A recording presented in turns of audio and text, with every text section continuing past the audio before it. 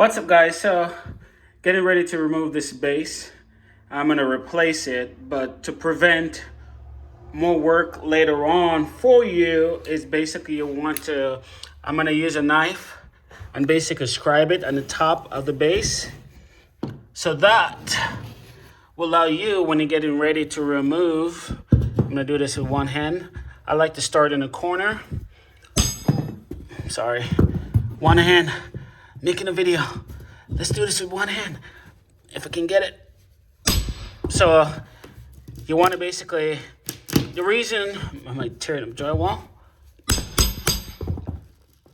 There's no stud here, okay, that's weird.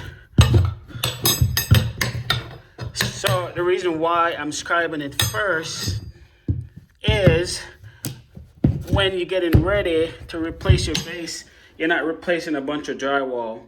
So you want to basically scribe it first, and then you want to go and remove your base. Because if you try to remove it before, it's basically going to tear your drywall above, and then you have a lot more repair later on. For me, I'm going to put laminated floor down. So what I'm going to do is basically I'm going to make sure I get my base a little bit bigger.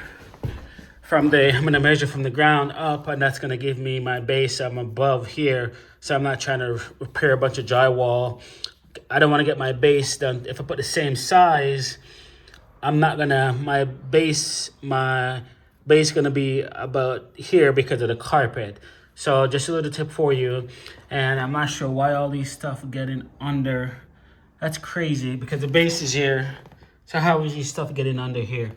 Man, I'm not a big fan of carpet at all. But anyways, that's a little tip for you. Let me know if you have any question, or let me know what you do differently. But this is what I do. I just normally scribe it first, remove my base, and make sure my new base is a little bit bigger.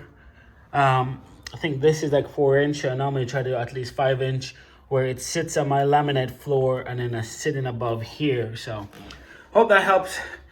Subscribe. Click that notification bell, follow along, check me daily on Instagram. I appreciate you guys' support. Catch you guys later. Peace.